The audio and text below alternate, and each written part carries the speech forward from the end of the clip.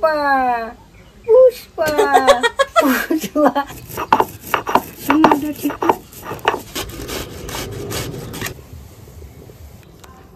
দেখো কি সুন্দর ঘন হয়ে গেছে।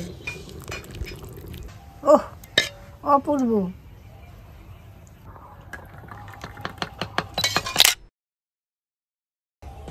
গরম তো পড়ছে, তাই বৌমারে বাজারে পাঠাইছিলাম আম আনার জন্য, যে আম কাসুন্দি করব। সে আম আর খুঁজে পায় না, খুঁজতে খুঁজতে ওই মাথায় দুটো আম পাইছে। ঈদ না, বাজার সেরকম আজকে বসে নাই ভালো করে। তো আজকে আমাদের বাড়িতে আম কাসুন্দি হবে। আপনারা পুরো রেসিপিটা প্রথম থেকে শেষ পর্যন্ত দেখতে থাকুন। ঠাকুমা আজকে রান্নাটা করবে, আর ঠাকুমা আগেকার সময় কীরকমভাবে আম কাসুন্দি করতো সেই গল্পটা আপনাদের সাথে শেয়ার করব। তো আপনারা পুরো ভিডিওটা প্রথম থেকে শেষ পর্যন্ত দেখুন। আজকে ঠাকুমা একটু নতুনভাবে আম কাসুন্দি বানাবে। তো চলুন রান্নাটা আমরা শুরু করি। ঠাকুমা আমি কি বলবো, তুই এক কাজ কর, এই শস্যগুলো বাট বুঝছিস, আর আমি আমটা ছুলি। হ্যাঁ আচ্ছা। এই দেখুন আম, বললাম না আপনাদের দুটো আম, এই দুটো আমি পেয়েছে। তা আমার দুটো লাগবে না, আমার একটা আমি হয়ে যাবে। এই আমটা আমি দেবো। এই দেখুন আমটা কিন্তু খুব টক আছে জানো তো মা। এই হিবি, ওই যে লতা গাছ না কি বলে, সেই আম এটা।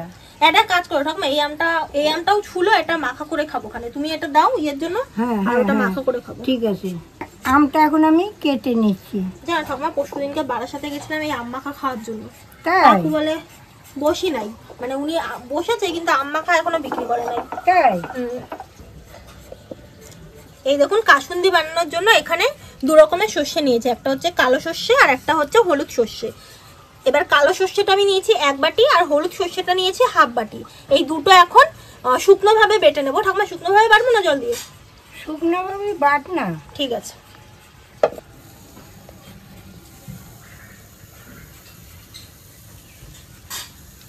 ঠাকুমা অল্প অল্প করে বাটি। হ্যাঁ অল্প করে বাটবি।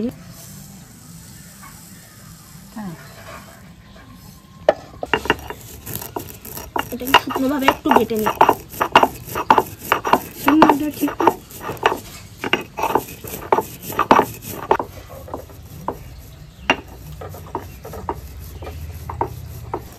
ওরে কেন শিলনোড়ায় বাটতে দিছি বলুন তো? শিলনোড়ায় বাটলে টেস্ট আলাদা হয়, মিক্সারে অত টেস্ট হয় না। যেরকম এরকম বাটলে খুব সুন্দর হয়।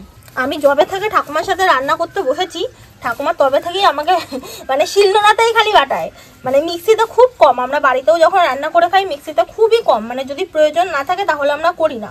ঠাকুমা সবসময় বলে শিলনোড়ায় বেটে খাবি, সেই রান্নার স্বাদই আলাদা হয়। এই দেখুন আমটা কি কচি, এই আমি কাসুন্দি ভালো হয়। এইবার বীজটা ফেলে দিচ্ছি। দারুণ করছো তো ঠাকুমা। আমের আম মাখা খেতে যা লাগবে না। তোর আম মাখা খাবি?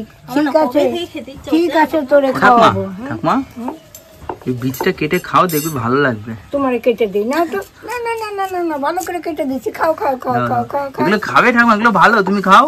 কি দিয়ে পানের থেকে ভালো স্বাদ, শুধু শুধু খাবে, দেখো মিষ্টি খুব। আমি জানেন তো রিসেন্টলি একটা ভিডিও দেখেছি, এই আমের বীজ দিয়েও কিন্তু একটা দারুণ সুন্দর মানে কি বলে ওটাকে, ওই আচার টাইপসেরই করেছে আমের বীজ দিয়ে। ওটাকে ভালো করে পেস্ট করে তারপরে ওটাকে হচ্ছে রোদে শুকাতে দিয়েছিল। তারপর ওই জিনিসটাই শুকিয়ে তারপর হচ্ছে যেমনভাবে বানায় না আচার, তেল ফেল দিয়ে, তারপর হচ্ছে ওর মধ্যে অনেকগুলো মশলা মিক্স করে একসাথে, তারপর ওটাকেও আবার রোদে শুকিয়েছে, মানে একটা বয়মের মধ্যে রেখে রোদে শুকিয়েছে। ওটা জানো তো, ওই যে আমের যে বীজটা আছে না, এই বীজটা রোদে শুকিয়ে এটাকে ডাস্ট করে রেগুলার জলের সাথে যদি খায়, কি একটা রোগের জন্য আমি খুব ভালো, থাইরয়েড না কিসের। আমি ইউটিউবে একটা ভিডিও দেখেছিলাম অনেকদিন আগে। হ্যাঁ তুমি জানো না কি জানি না, সার্চ করবে প্রীতি, তুই ইউটিউবে সার্চ করবি, দেখবি পাবি। না আমি এই ভিডিওটা দেখেছিলাম, আমি ভাবছিলাম যে তোমাকে বলবো, আমি জানি না।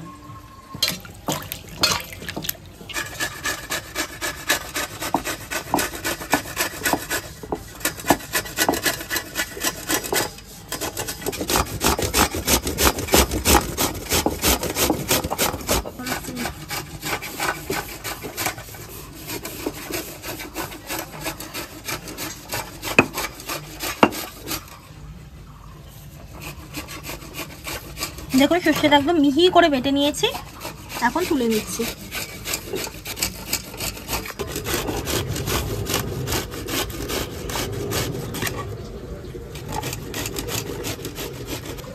ঠাকুমা আমটা ঘষে দিয়েছে, এখন আমি এই আমটা বেটে নেব।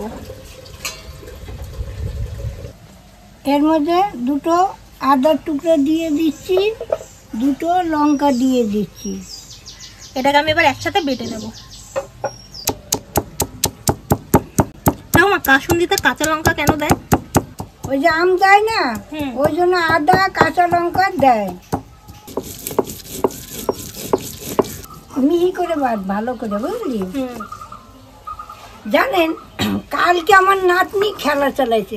আমি কিন্তু খেলা দেখি, পড়াশোনা জানলাম, কে জিতলো কে হারলো ওইটা দেখি। ওই যে আইটি না কি বলে খেলা একটা, আইপিএল। হ্যাঁ, ওই খেলা হইতেছে। একটা ছেলে জানো এরকম করে, পুষ্পা পুষ্পা পুষ্পা। আর আমি কই কি, এ তো দ্বিতীয় সুমনই তো এরম করে। তাই আমি এরকম করি? কেমন করে একবার দেখাও। পুষ্পা পুষ্পা। আমার ঠাকুমা কালকে দেখেই বলছে এ তো আমাদের সুমন এরকম ভাবে করে। আর আমাদের পুষ্পা যবে থেকে রিলিজ হয়েছে, আমাদের ক্যামেরাম্যান বাড়িতে যতবার আসে খালি এরম এরম করতে থাকে আর বলতে থাকে পুষ্পা। তো আমার ঠাকুমা ওটা শিখে গেছে। হ্যাঁ, আমি কাল দেখে খুব আনন্দ পাইছি। আমি খেলা দেখি গো বসে বসে। হ্যাঁ, আমার ঠাকুমা খেলায় কি বলে বলো তো আমাকে? ওই হলুদ জামাটা কারা, আর মানে যেই সাথেই থাকুক না কেন, কালকে যেমন সিএসকে খেলা হচ্ছিল আর রাজস্থানের খেলা হচ্ছিল, আর ঠাকুমা বলছে তুই কে জিতলে খুশি হবি বল। এবার আমি আমার ধোনির খুব বড় ফ্যান, তা আমি ঠাকুমাকে বলছি কি যে ধোনি জিতলে আমি খুব খুশি হবো। তা ঠাকুমা বলছে কোন কালারটা, কোন কালারের জামা। ঠাকুমা কিন্তু আমার অত কিছু বোঝে না, কিন্তু আমি যেটা বলি আমার ঠাকুমা সেইটাই চায় যেন সে জেতে।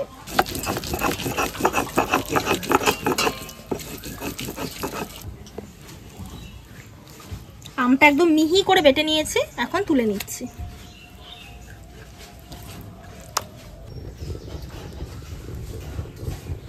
উনান ধরে গেছে, কড়াটা বসিয়ে দিচ্ছি।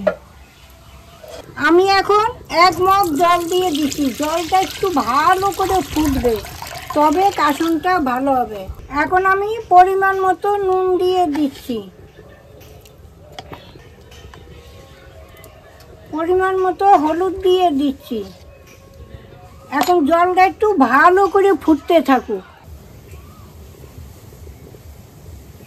এখন আমি কাসুন বানানোর জন্য সর্ষের গুঁড়িটা দিয়ে দিচ্ছি।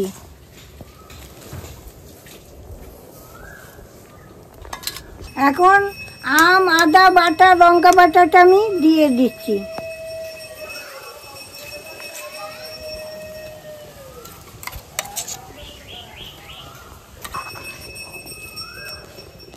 দেখো কি সুন্দর, এক্ষুনি গন্ধ বেরিয়ে গেছে কাসুনের। এই দেখুন কাসুনটা কি সুন্দর কালার হয়েছে, আর কি একটা গন্ধ বেরিয়ে গেছে। জানেন, এই কাসুনটা আমি 2 রকম বানানো শিখছি, এইটা ভারতে এসে। আর আমাদের যে কাসুন বানানোর আশ্য আছে, কি বলেন, অক্ষয় তিথিতে করে। ওই কাসুন 1 সপ্তাহ আমরা রোদ দূরে দেবো। সর্ষেটা রোদে দিয়ে এরকম পিজা আছে, পিজার মধ্যে এরকম করে করে টানবো, তার নোংরাগুলো পিজায় থাকে, ওইটা আবার রোদ দূরে দেবো সর্ষেটা দিয়ে। এবার অক্ষয় তৃতীয়ার দিন আমরা গঙ্গায় যাব ধুইতে। ওর মধ্যে কি দেব, গরম মশলার মধ্যে এলাচ, লবঙ্গ, দারচিনি, তেজপাতা, ধইনা, জিরা, এইগুলা আলাদা। ওইটাও গঙ্গায় নিয়ে দেবো, ওইটা দেবো, ওইটা এনে রোদ দূরে দেবো। আর সর্ষের মধ্যেও লবঙ্গ, এলাচ, শুকনো লঙ্কা ওর মধ্যে দেব। একটা গোটা আম দেবো ওই ধোয়ার মধ্যে দিয়ে, গঙ্গাতে ধুয়ে এনে আবার রোদ দূরে দেবো দিয়ে আমরা ওইটা ঢেকিতে পারাই। আর ওই মশলাটা আলাদা করি, আর ওই যে ঢেকিতে মশলাও ঢেকিতেই করি। তারপর এরকম মাটির হাঁড়ি আছে বড়, আমরা কিন্তু জল বলি না, মধু জাল দেই। এটা বলবো মধু জাল দেই, জল বলতে হবে না, মধু জাল দেই। ওই হাঁড়ি বোঝা জল জ্বালাইতেই থাকবো, প্রায় 20 কিলো 25 কিলো কাঠ লাগবে। যেই হাঁড়ির দাগটা আসবে তখন হয়ে যাবে জলটা, তখন আমরা নামাবো। আর ওই যে সেইকে যে গুঁড়াটা থাকে, ওই গুঁড়াটা আবার সরার মধ্যে ভিজিয়ে রাখি।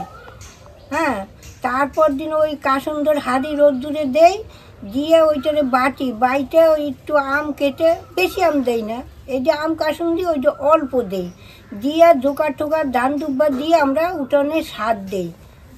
আমাদের নিয়ম আছে এইগুলা। ওটা বাংলাদেশের রেসিপি ঠাকুমা? হ্যাঁ। আর এখন যে আমি কাসুন্দি বানাচ্ছি, এটা কিন্তু ভারতে এসে আমি শিখছি, এটা কিন্তু খুবই সোজা। দেখেন ভালো মতো ফুটে গেছে, দেখেছেন? এখন একটা দারুণ জিনিস দেবো, সেটা কি বলুন তো? মিনিগাট। এই যে এই আমি যা পারি ওরা বুঝে নেবে। এটা কি মিনিগাট? এটা মিনিগার না, এটা কি? এটা ভিনিগার। এটা দিলে আপনারা কিন্তু কাসুন্দিটা ফ্রিজে রেখে মোটামুটি 2 থেকে 3 মাস কিন্তু আরামসে খেতে পারবেন। এটা কিন্তু প্রিজারভেটিভের কাজ করে, মানে কাসুন্দিতে। এবার মিনিগাটটা দিয়ে দিচ্ছি। এবার দেখুন 1 বাটি কাঁচা সর্ষের তেল আমি দিয়ে দিচ্ছি।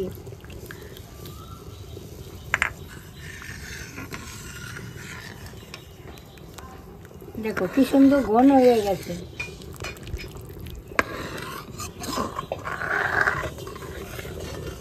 দেখেন কাসনটা কি সুন্দর হয়েছে, তেলও মিশে গেছে, জানেন? হয়েই গেছে কাসন। এখন একটু চিনি দেবো, দিয়ে একটু ফুটাবো, নামিয়ে নেব। এখন একটু চিনি দিয়ে দিচ্ছি।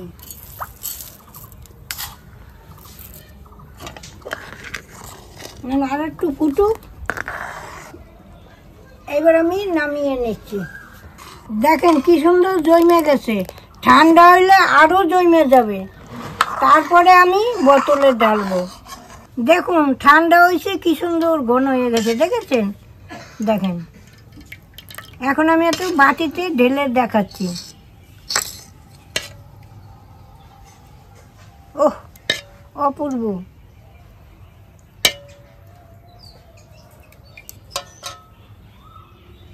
দেখেছ? এখন এই কাসুন্দিটা আমরা অনেকদিন ফ্রিজে রেখে রেখে খাবো, তো এর জন্য একটা এরকম বোতল নিয়ে নিয়েছি। আমাদের কাঁচের বোতলটা ভেঙে গেছে, তো আজকে একটা প্লাস্টিকের বোতলেই আজকে কাসুন্দিটা ঢালবো। দাও ঠাকুমা। হালকা একটু গরম আছে, ও কিচ্ছু হবে না। দাও, সমস্যা নাই। ঠান্ডা হইলে আরো ঘন হবে। ও কি সুন্দর স্বাদ হয়েছে রে।